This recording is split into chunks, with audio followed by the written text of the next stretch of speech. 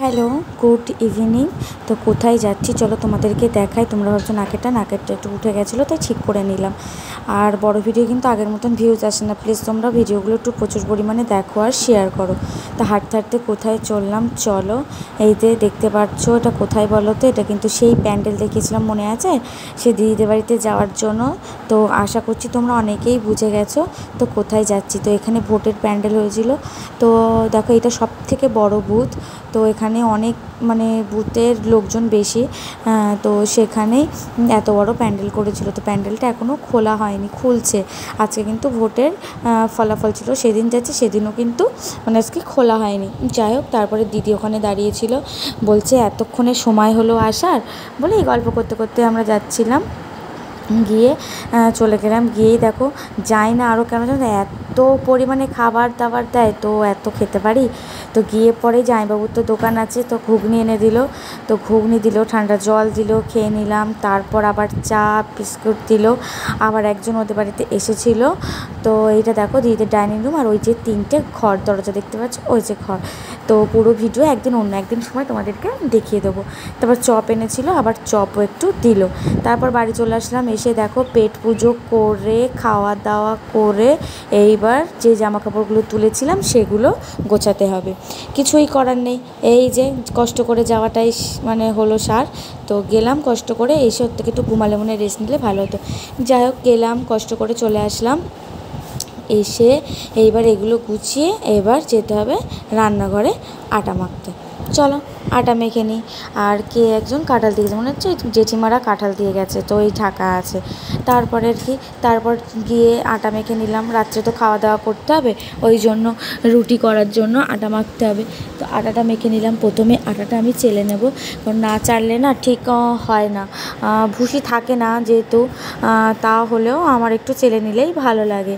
যাই হোক, মেয়েদের কাজের শেষ নেই, দেখো একটার পর একটা কাজ লেগেই আছে। এই যে আটা মাখছি, ওকে বলে আমি একটু ফ্যানটা সেট করে দাও, তো গরম লাগছে। তো ওই আটা মাখতে মাখতে এবার বসবো সবজি কাটতে। তো চলো আগে আটাটা চেলে নিই, তারপর সবজি কাটবো। আটাটা মেখে সবজি কেটে নিলাম, পর পর কাজ লেগেই থাকবে, মেয়েদের কোনো রেস্ট নেই। সেই সকাল থেকে উঠে পর্যন্ত একটার পর একটা থাকেই থাকে। তো দুপুরবেলা একটু রেস্ট নেবো ভেবেছিলাম, তো দিদিদের বাড়িতে গেলাম বলে সেটাও আর হলো না।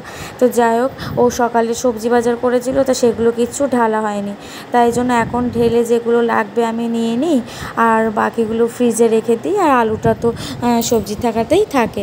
তো যাই হোক, এদিকে আমার আটাটাও কিন্তু মাখা হয়ে গেছে, সেটাই তোমাদেরকে দেখিয়ে দিলাম। সবজি ঢালার আগেই মাখা হয়ে গিয়েছিলো, তো ভাবলাম তোমাদেরকে দেখিয়ে দিই, তার জন্য কিন্তু দেখিয়ে দিলাম। তারপর মাকে বললাম, মা তুমি লঙ্কার বোটাগুলো একটু ছাড়িয়ে দাও, তো ফ্রিজে রাখলে ভালো থাকে, লঙ্কার বোটা ছাড়িয়ে রাখলে আর দিতেও সুবিধা হয়। আর আমি এদিকে উচ্ছে কেটে নিচ্ছি, উচ্ছে ভাজা হবে, আর হবে হচ্ছে বেগুন দিয়ে আলু দিয়ে মাছ দিয়ে তরকারি হবে।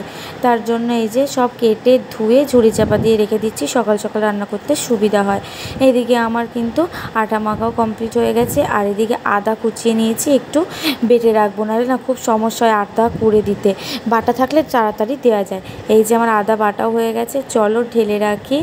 এই যে আমার ছোট্ট বক্স আছে, এই বক্সে ঢেলে রাখি। বেশি করি না, বেশি করলে না কেমন একটা উপরে কালো একটা ছোপ পড়ে যায়, তার জন্য। এই যে আমি ফ্রিজে রেখে দিলাম, রেখে দিয়ে এবার আমি বসবো রুটি করতে। তা রুটিটা আমার হয়ে গেছে, সেটা তোমাদের সাথে শেয়ার করলাম না। রুটি করে এবার বসি আম কাটতে। রুটি আর আমই হবে আজকে ডিনার। তো রুটি আম খেতে না খুব ভালো লাগে, তোমাদের কাছে ভালো লাগে অবশ্যই কিন্তু কমেন্টস করো। আর কাঁঠালটা দিয়ে গেছিলো, কাঁঠালটা অতটা খেতে ভালো না, তাও খেলাম, ফেলে তো নষ্ট করবো তাই। আর এই যে দেখো, আমি হসপিটাল থেকে বাড়ি এসে জামা কাপড় কেচে দিয়েছিলাম, তখনও মেলা হয়নি। তো এখন গা ধুতে যাব, দেখি জামা কাপড় মেলা হয়নি, তাই আবার যাচ্ছি উপরে মেলতে।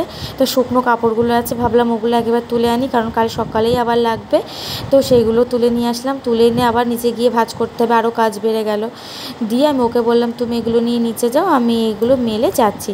তো এই যে মেলে চলে আসলাম, এসে নিচে এসে গাটা ধুয়ে এসে আবার ওগুলো আমার ভাঁজ করে রাখতে হবে। তো কিছুটা ভাঁজ করে রেখেছিলাম, আর এই দুটো একটু হালকা নরম ছিল, তাই ফ্যানের তলায় দিয়ে রাখলাম। ভিডিওটা ভালো লাগলে লাইক কমেন্ট শেয়ার করো। গুড নাইট, টাটা, সাবস্ক্রাইব করো।